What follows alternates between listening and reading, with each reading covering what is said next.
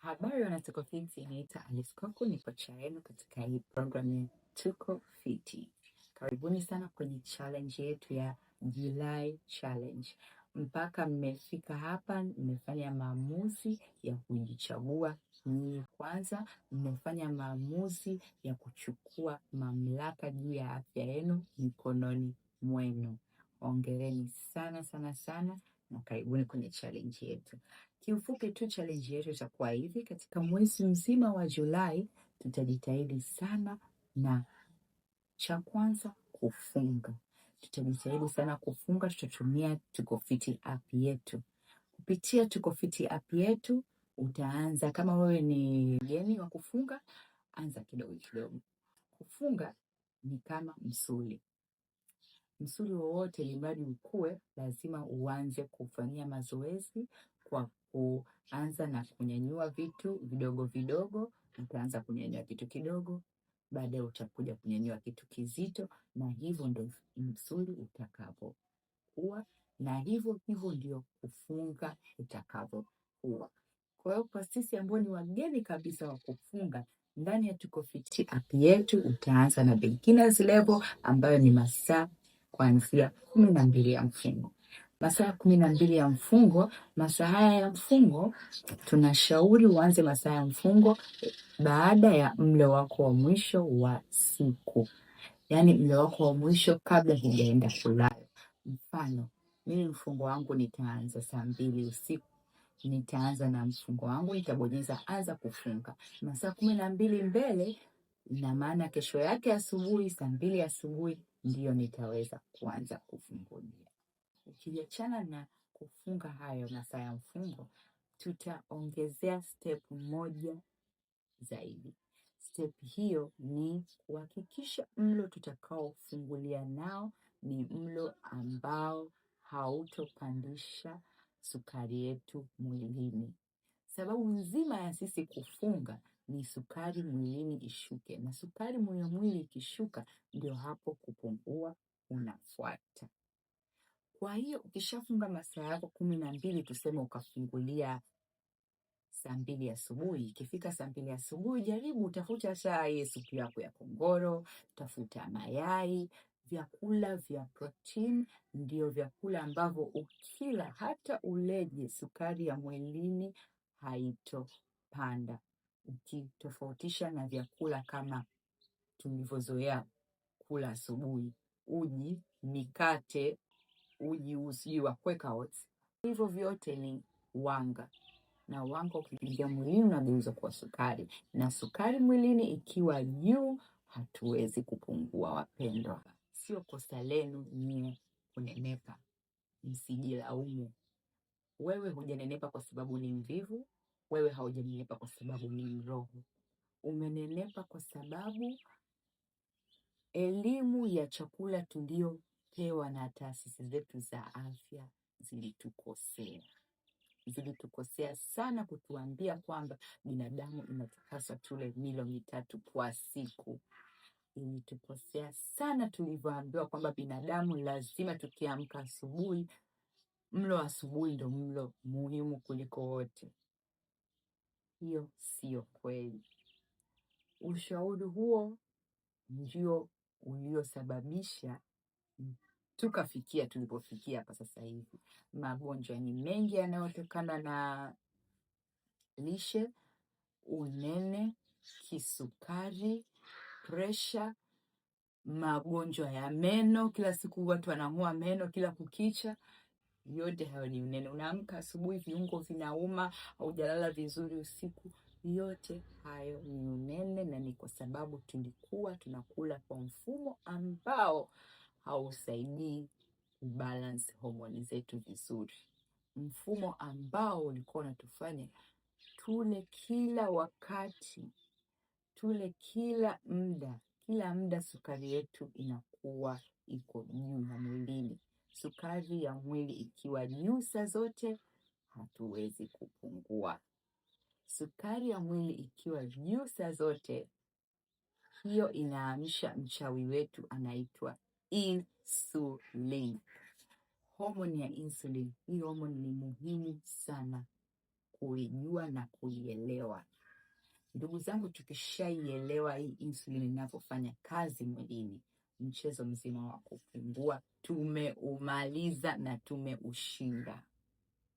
Sasa tutaanza hivi. Kwa nini tunafunga na kwa nini tutahakikisha milo yetu, haswa ule mlo tutakaofungulia nao, sio mlo ambao utatupandishia sukari mwilini. Iko hivi. Kila mlo tutakao kula mwilini, kuna hormone inaitwa insulin inaingilia kati. Baada ya kula chakula chetu kameng'enyuliwa mwilini, hormone ya insulin itakuja juu. Hormone ya insulin kazi yake mwilini ni kuhifadhi ile sukari iliyozidi mwilini, kwenda kuihifadhi kuwa nyama uzembe ama mafuta. Sukari ikiwa juu mwilini, hiyo ni hatari. Kwa hiyo mwili saa zote unataka ubalance sukari yake iwe level. Ndo hapo insulin inapoingilia kati. Hormone ya insulin, mimi ndo kinasemaga ndio mchawi wetu. Ukimwelewa huyu mchawi wetu, mchezo mzima umeumaliza. Kwa nini tunafunga? Tunafunga ili hormone ya insulin mwilini ishuke. Na hii hormone ya insulin ikishuka, huyu mchawi wetu insulin akishashuka, hapo ndio kupungua unafuata. Ndugu zangu, huhitaji kwenda kujikimbiza mazoezi, huhitaji kwenda kukimbia marathon, huhitaji sijui kufanya mazoezi ya kujikunja kunja upungue tumbo. Yote haya huhitaji kufanya. Unahitaji kumwelewa huyu mchawi wetu insulin. Sasa tunaanzia wapi? Tunaanzia hapa na kufunga. Wakati tunakula, sukari ya mwilini itaongezeka kutokana na kile chakula tulichokula. Sukari ya mwilini ikiongezeka, insulin itaamka, itachukua ile sukari yote tuliyokula kutoka mlo wa mwisho, utaihifadhi. Kazi ya insulin ni kuchukua ile sukari ya mwilini iliyozidi na kuihifadhi kuwa mafuta mwilini ama fats, ambazo ndio hizo tunaziita nyama uzembe. Kwa hiyo ukiona una nyama uzembe, huku mikono imelegea legea, huo unene ulionao, huo unene wa hapo tumboni, hiyo ni store ya nguvu ulizo nazo. Mwili wako unashindwa kufikia hizo store za nguvu, kuzitumia kuchoma hayo mafuta, kwa sababu saa zote insulini yako ya mwilini iko juu. Saa zote huyu mchawi wetu insulin ameamka, yuko juu.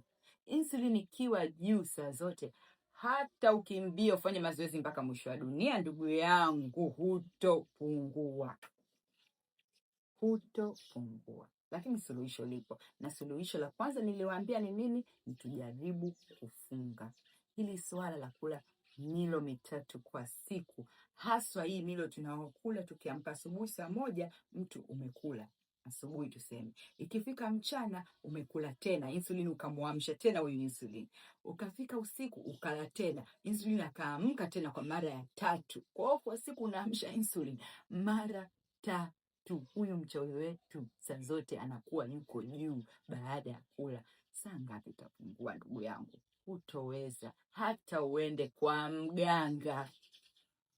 Sasa nikwambie jinsi ya kumdhibiti huyu insulin akae mahala pake. Cha kwanza ni kufunga, na Tuko Fit App inatuelezea hatua kwa hatua nini kinatokea kila baada ya muda wa kufunga. Tuko Fit App itakuelezea sasa hivi kinachoendelea mwilini mwako ili uweze kuelewa zaidi, na mimi nitakuelezea hapa kwa kifupi kwa nini tufunge. Iko hivi.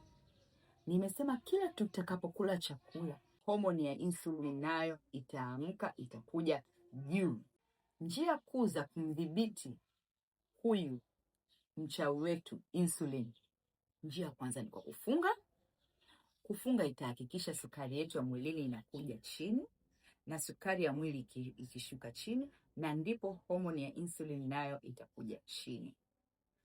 Njia ya pili ni kuhakikisha vyakula tutakavyokuja kula baada ya kufunga havipandishi sukari yetu ya mwilini, kwa sababu nimwambia huyu insulin, hii homoni ya insulin ambayo ndio mchawi wetu, anaamshwa na vyakula vya sukari, sana sana vyakula vya wanga. Na kuongelea sukari simaanishi sukari unayotumia kwenye chai kukorogea chai tu. Wanga pia ni sukari. Wengi wenu hamuelewagi hili, lakini wanga pia ni sukari. Simaanishi tu sukari utakorogea kwenye chai.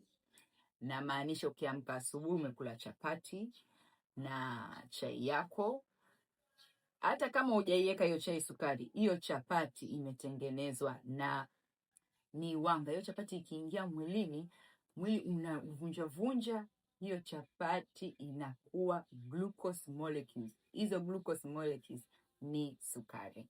Kwa hiyo vitu vyote vya wanga vikiingia mwilini vitageuzwa kuwa sukari. Haijalishi hiyo wanga wako umetokea wapi.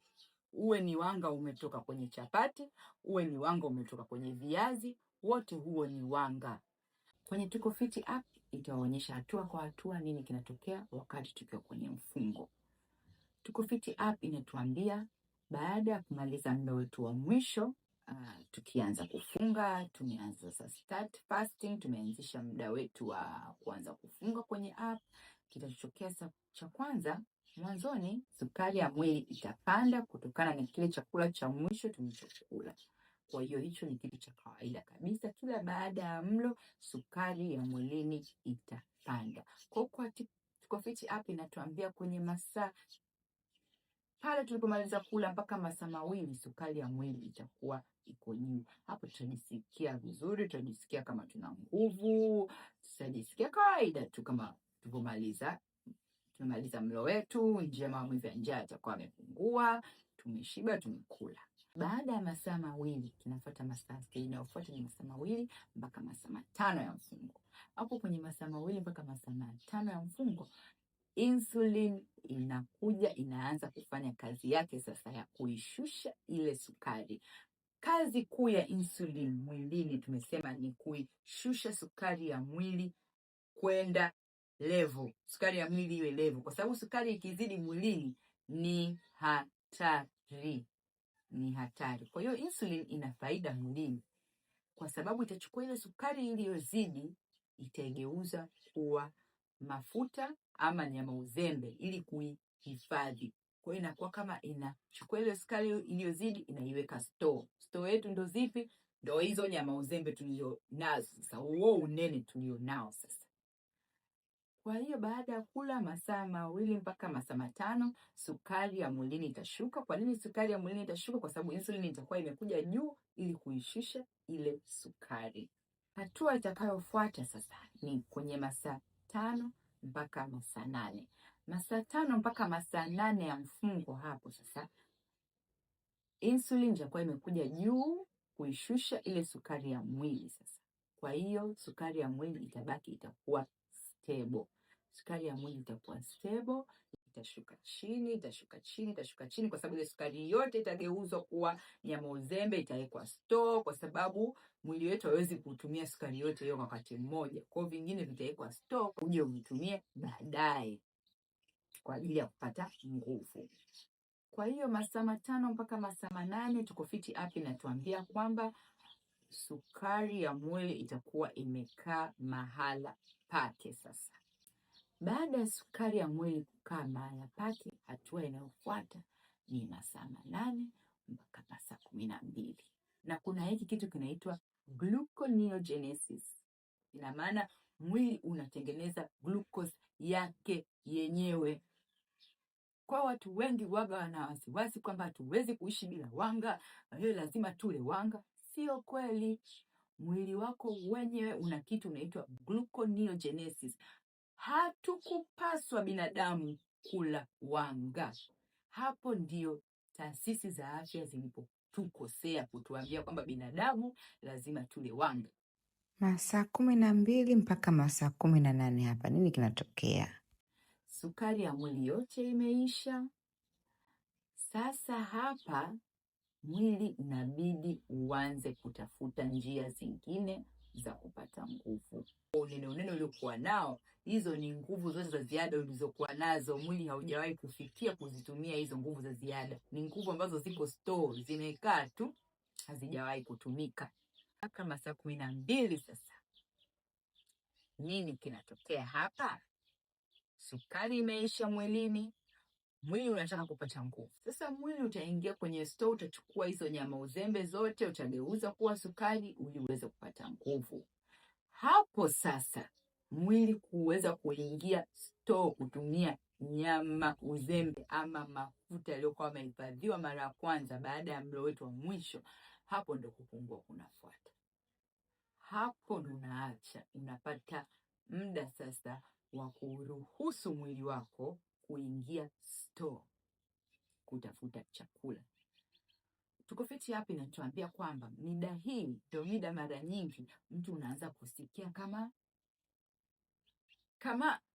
una njaa vile, lakini mara nyingi hiyo inakuwa sio njaa ya kweli, kwa sababu huwezi kufa. Wewe kama ni mnene hivi, na maanisha bado una masto ya chakula humu ndani mwako. Kwa hiyo usiwe na wasiwasi. Muda huo unaweza ukajisikia kidogo wakati wako kwenye mfungo, labda kichwa kikakuuma kidogo. Hiyo ni process nzima ya kujaribu kufundisha mwili wako, sasa mwili wangu acha kunidai nini chakula, naomba uingie store. Kwa unabidi ujikaushe ndugu yangu, kama huisikii hiyo njaa, kwa sababu hapo ndo patamu, ndo tunaingia hapo, ndo tunaingia kwenye kuchoma sasa nyama uzembe. Mwili unajaribu kuingia store. Mwili kabla hujaribu kuingia store, kwa sababu mwili hautaki kuingia store kutumia vile vyakula vya store tulivyoviweka. Mwili unaogopa baadaye kutakuwa kuna njaa, lakini wewe unaulazimisha mwili kwamba bwana, we mwili, acha kunidai chakula sasa hivi, ingia store. Nenda kwenye kitambi store, chukua, pata nguvu kutumia haya manyama uzembe ulikuwa umehifadhi. Sasa hapo ndo tunabidi tujikaze. Hapo ndo patamu. Hapo ndo mchawi wetu insulin anakuwa ameshashuka chini, kwa sababu sukari inakuwa imeshuka ya mwili.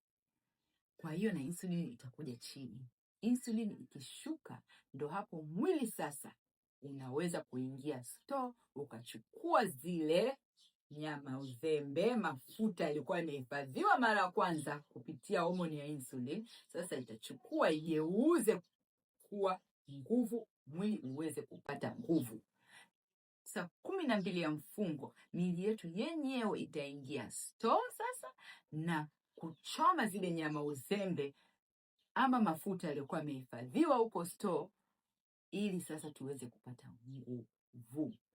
Itatengeneza glucose yake yenyewe. Hatuna haja ya kula wanga kutoka nje eti tupate nguvu. Mtu yote anayekwambia kula wanga upate nguvu hakutaki mema. Hiyo kula wanga kupata nguvu ndio iliyotufikisha hapa sasa hivi. Hii tabia ya kula wanga kila mara, saa zote insulin inakuwa juu. Insulin huyu mchawi wetu akiwa juu saa zote, fanya mazoezi hadi mwisho wa dunia ndugu yangu. Nenda kwa mganga, kupungua hutoweza. Kwa hiyo muhimu ni kumjua mchawi wako. Mchawi wako ni insulin. Kwa hiyo kwa siku umefunga masaa 12, insulin yako itashuka vizuri. Itashuka vizuri, hapo ndipo utauruhusu mwili sasa uanze kuchoma nyama uzembe. Watu wengi wakifikiria haya masaa 12 ya kufunga wana panic. Hawajui masaa 12 ya kufunga. Ngoja nikupe urahisi. Masaa ya kufunga tunahesabu hata yale masaa ambao uko usingizini. Masaa ukiwa usingizini pia ni umefunga. Hebu jiulize, inakuwaje mtu mchana ule milo 3 kwa siku, kila baada ya masaa 4 unakula? Umeamka asubuhi umekula saa 1, masaa 4 imepita, saa 6, saa 5, saa 7 umekula tena, saa 7 masaa 4 tena yamepita, sijui saa ngapi, saa 12, saa 1 umekula tena. Hapo ndugu yangu, hiyo insulin nimekwambia kila utakapokula insulin inakuja juu ili kuishusha ile sukari ya mwili itakuwa imepanda juu baada ya mlo. Kwa kila vile unapokula insulin inakuja juu. Ile insulin inataka kushuka tu, umetupia lunch, insulin inakuja tena juu. Ile insulin inataka kushuka tu, umetupia chakula cha dina, si chakula cha usiku, insulin inakuja tena juu. Ndugu yangu, hapo kupungua itakuwa ni unafanya mchezo, 0 hutaweza ndugu yangu kwa kula milo 3 kwa siku. Lakini ujanja ni kufanya hivi.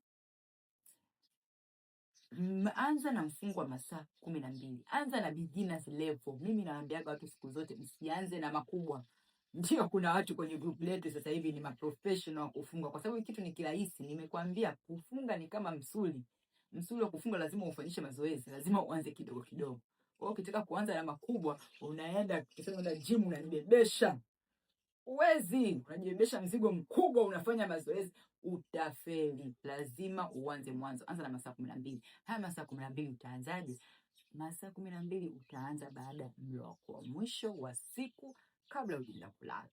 Tuseme wewe una mlo wako wa mwisho unataka kula saa 2 usiku. Saa 2 usiku utaanza mfungo wako. Saa 2 usiku pale umemaliza mlo wako wa mwisho, unatulia sasa, unasema hapa naanza mfungo. Utaenda kwenye app yako ya Tuko Fiti, utabonyeza anza mfungo. Hayo masaa 12 mengi utakuwa usingizini umelala. Ukiwa usingizini umelala, mbona haufi njaa? Mbona haufi njaa? Umelala masaa 8 haufi njaa. Lakini mchana hayo masaa 8 ndio unataka ule kila muda. Hiyo ndio uonyeshe kuwa ukikaa na njaa hufi. Cha moto utakiona, ila kufa huwezi kufa. Kwa sababu tu mwanzo ni mgumu, utateseka, lakini huwezi kufa ukikaa na njaa. Kwa hiyo pale saa 2 umeanza mfungo wako. Kama ni masaa 12 utaanza mfungo saa 2, inamaanisha kesho yake saa 2 asubuhi utakuwa tayari sasa kuanza kufungulia. Utakuwa umefunga masaa 12, insulini yako itakuwa imeshuka vizuri, mwili wako kidogo umeenda store, umechoma nyama uzembe hapa na pale ili kukuweka hai, ili upate nguvu. Basi ukimaliza unakuja unafungulia na mlo wako wa kwanza. Mlo wa kufungulia sasa ni muhimu sana kuzingatia mlo utakao ufungulia nao. Ndio maana tumeleta hii Tuko Fiti challenge kuhakikisha kwamba sio tu kufunga, bali mlo japo ule utakao ufungulia nao hakikisha usiwe na wanga. Wakati umefunga, insulini yako imeshuka vizuri, tumbo liko wazi. Ukila kitu chochote chenye sukari, hasa wakati tumbo liko wazi, umefungulia labda tuseme na chapati zako na miogo, sijui na ugali, sijui na ndizi, hivyo vyote ni wanga. Sukari yako itapanda haraka sana. Na sukari yako ikipanda haraka sana, na huyu mchawi wetu insulini atakuja, ataamka haraka sana, atakuja juu kuhakikisha hii sukari mbona imepanda ghafla hivi. Na sisi hatutaki hiyo. Sisi tunataka tumdhibiti huyu mchawi wetu insulini. Kwa hiyo cha kufanya kwenye mlo utakaofungulia nao, hakikisha unakula vyakula ambavyo havipandishi insulini mwilini. Vyakula ambavyo havipandishi insulini mwilini ni vyakula gani? Vyakula ambavyo havito kuongezea sukari mwilini ndio vyakula ambavyo havito muamsha huyu mchawi wetu insulini. Ni vyakula gani? Kula vyakula kama nyama, protein, mayai, vitu halisi. Jaribuni kula vyakula halisi. Cheneni kula haya mavyakula ya supermarket. Sijui nimemwambia mtu fungulia na nyama, akaenda kutafuta sausage. Sausage sio chakula.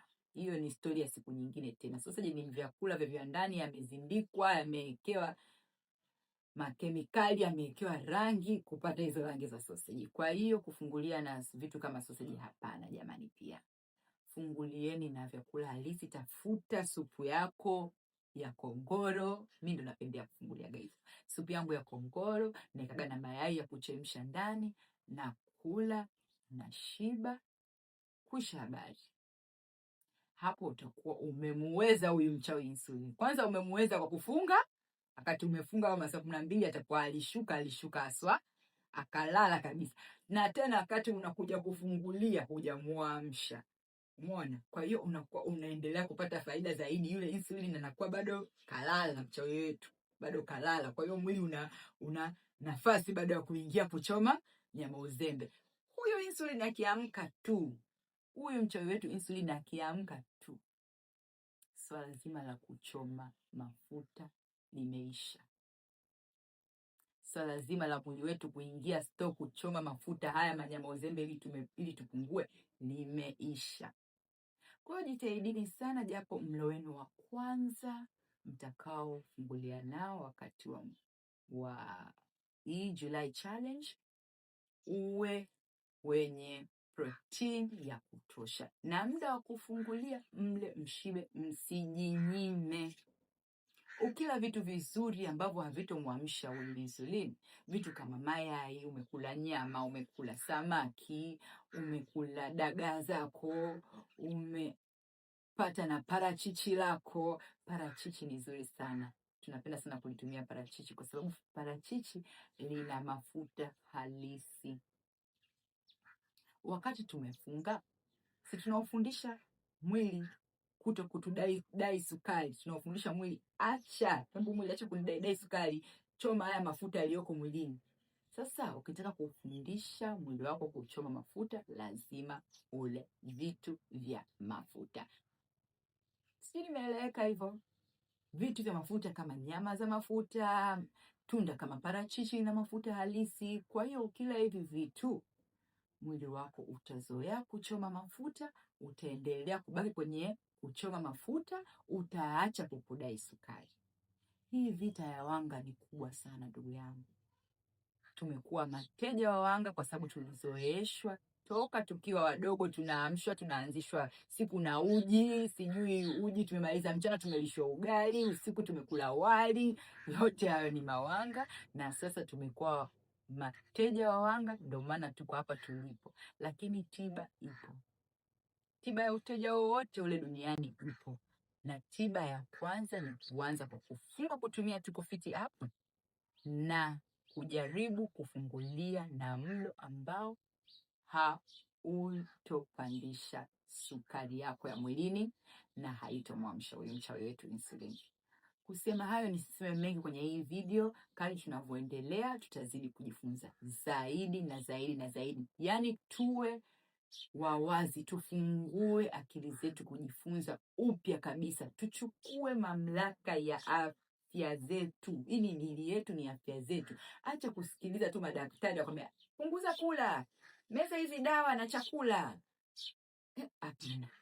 Ni muda wa kuchukua mamlaka juu ya miili yetu wenyewe. Tusiache kuachia taasisi ya afya imesema tule mara 3 kwa siku. Taasisi za afya zimesema tule wanga. Hizo taasisi za afya ndio zimetusababishia sasa hivi hakuna dunia iliyotokea kuna watu wanene na magonjwa ya chakula kama karne hii iliyokuwepo sisi. Jamani, hakujawahi kutokea kitu kama hichi. Tubadilike na mabadiliko uwezekana. Karibuni July challenge.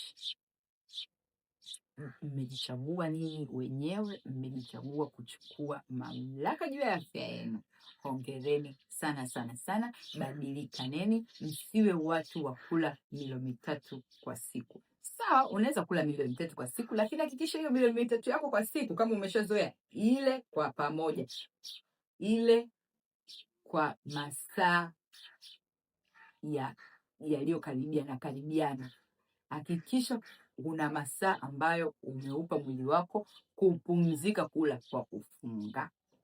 Ukishafunga kutumia Tuko Fiti app yetu, itakukumbusha kwamba sasa hivi ni muda wako wa kufungulia, itakuhifadhia rekodi zako za mifungo. Kwa hiyo kila siku utakuwa unaona progress yako. Leo nimefikisha masaa 12. Leo nimefikisha masaa 13. Leo nimefikisha masaa 15. Mwili wangu umeweza kuchoma nyama uzembe. Leo mwili wangu nimeruhusu kuingia store. Basi niseme mengi, ongereni sana. Maamuzi mliofanya ni mazuri. July challenge haiwezi kutushinda. Lazima wote tutoke na miili mpya. Kila mtu afanye kwa kadri anavyoweza. Usishindane na mtu. Fanya kwa spidi yako. Mimi leo nimeweza, japo nimefunga masaa 12, nikahakikisha na mlo wangu wa kwanza haukunipandishia sukari. Mlo wangu wa kwanza ulikuwa mlo fiti wa nyama, mayai, samaki. Basi hiyo siku yako utakuwa umeishinda kwa siku ya hiyo. Tena utajaribu tena na kesho. Muda wa kufungulia, hakikisha mnakula, mnashiba, mnajiandaa kwa ajili ya mfungo mwingine unaofuata. Kwa hiyo kama wewe ni mtu uliochagua masaa 12, nafupisha tena. Kama umechagua mfungo masaa 12, inamaanisha kesho yake saa 2 asubuhi utafungulia. Kwa hiyo saa 2 asubuhi utakapofungulia, mfungo wako wewe inamaanisha umeanza saa 2 usiku jana. Saa 2 asubuhi ukifungulia, hapo saa 2 asubuhi mpaka saa 2 usiku tena, hapo ndio muda wako wa kula. Hilo ndio dirisha lako la kula. Hapo ule ushibe, tayari kwa kujiandaa na mfungo mwingine utakaoanza tena saa 2 usiku. Haya mambo sio magumu sana. Ukishaelewa, ukishamjua mchawi wako, mchezo mzima umeumaliza. Hongereni sana, na kadri tunavyoenda tutazidi kuelimisha zaidi kwa nini ile ya kula mara 3 kwa siku ndio ile tusababishia matatizo yote haya. Hongereni sana, ni challenge njema.